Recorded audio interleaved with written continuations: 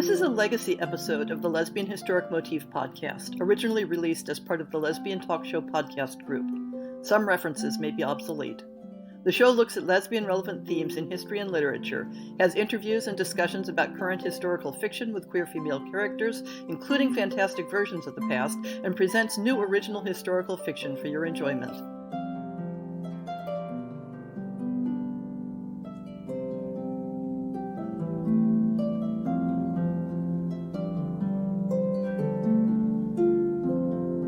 One of the things I'd like to do this year with the podcast is to start looking more broadly at the field of publishing lesbian-relevant historical fiction.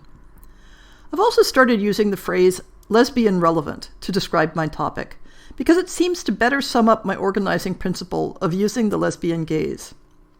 Both in the blog and the podcast, my content isn't defined in terms of historic facts or personal identities, but rather in terms of topics, individuals, and texts that are likely to have resonance for lesbian readers. Not that I have any problem with having non-lesbian readers and listeners too.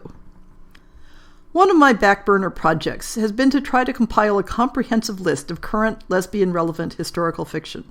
Quite a daunting task. I started off with the contents of my own library, a list from another longtime collector of lesbian historical fiction, and several Goodreads lists on relevant topics, as well as mining the back catalogs of lesbian presses.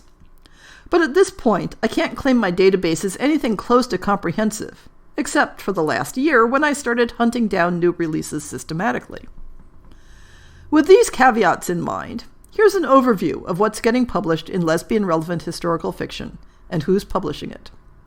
Keep in mind that I include historicals that have fantasy elements, as long as they're set in an identifiable time and place. For books released in 2018, I've identified a total of 83 titles. Slightly more than a fifth of them don't have a named publisher, other than Amazon Digital, which is not so much a publisher as a distribution service. Many of the named publishers are one-author shops, but I'm not in the business of evaluating the line between micropresses and self-publishing. The remaining 65 titles were put out by 46 different named publishers, with 3/4 of them putting out only a single relevant title. Now, some of those are major publishers, but I'm only interested in the historical titles with lesbian relevance. Only 3 publishers put out 3 or more relevant titles in 2018, and it won't surprise anyone familiar with the field to know that those were Bold Strokes Books, Bella Books, and Regal Crest Enterprises. But together, those 3 presses put out only 14 historicals in the year, just a smidge more than one a month. How does that compare to the last couple decades of publishing? Publishing via Amazon Digital may have increased substantially, but self-published books are the ones I'm most likely to have missed prior to this past year. The overall rate of single-title publishers seems fairly constant. And when looking at the top producers from my entire data set, the top 3 come in the same order, with Bold Strokes Books at double the number of its nearest competitor, Bella Books, and Regal Crest coming in about half of Bella. The next competitor is Naiad Press, which is a pretty strong showing given that Naiad closed in the mid-90s. So when and where are the stories being set? Several popular topics emerge. Stories set in a mythic early Greece, pirate adventures in the 17th and 18th centuries, westerns generally involving a woman passing as a man or simply dressed like one, Victorian-era steampunk adventures, women who find a chance at love during the 2 world wars. About 80% of the stories published in 2018 are set in the 19th and 20th centuries, with the vast majority being generally from the Wild West era through World War II. I use those landmarks advisedly because the settings cluster strongly around key events and genres. And where are they set? Other than a cluster of stories set in the Greco-Roman mythic past, settings are dominated by the British Isles up through the early 19th century, after which American settings take over. Settings outside the British Isles and US are mostly related to World War II and its aftermath. In my complete data set, covering the last couple decades, the distribution is about the same, except that we're currently getting a bit more coverage before the 19th century. There's a lot of literary territory there for the claiming if you want to write something other than British Regencies, American Civil War and Wild West stories, and books set during the 2 World Wars. I have a more detailed breakdown by geography and time frame, but currently a lot of this data is my best guess from the book blurbs, so I'll spare you. Eventually, I hope to keep track of themes and tropes, which should make for some interesting analysis of how people imagine the lives of lesbians in the past.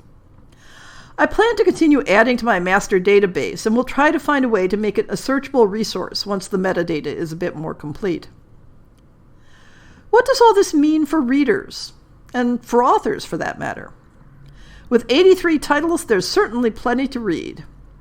I've only read a 10th of the 2018 books, though several others are queued up on my iPad. But with the titles distributed across so many publishers, most of them are either self-published or micropresses, it can be a full-time job to try to track them down. Hint: that's why it's a great idea to follow this podcast. For authors, I think one of the take-home messages is that if you want to stand up from the crowd, pick a setting before the 19th century, or somewhere other than America or the British Isles. Of course, there are reasons why those settings are popular. They're familiar, or they match popular genres in mainstream romance, or they match our own family backgrounds, but there's so much more to explore. For publishers, I think one message is that authors of lesbian historicals aren't finding a place with you. I have no idea whether historical authors prefer to go independent, or whether publishers generally aren't picking up historical titles. For that matter, I don't really have the comparative data for other genres to know how the numbers compare.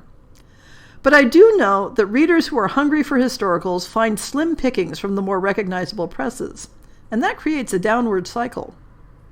In mainstream romance, historicals are a booming business. I'd like to think that there's a similar potential for people looking for romantic lesbian stories set in the past. And someone who focused on that might find a wide open market niche.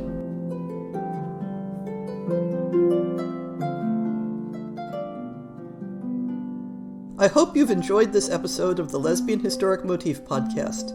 See the show notes for links to people and topics. Most shows will have a transcript linked as well.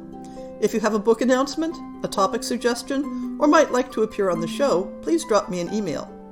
If you enjoyed this podcast, please rate it and subscribe on your favorite podcast app, and consider supporting our Patreon.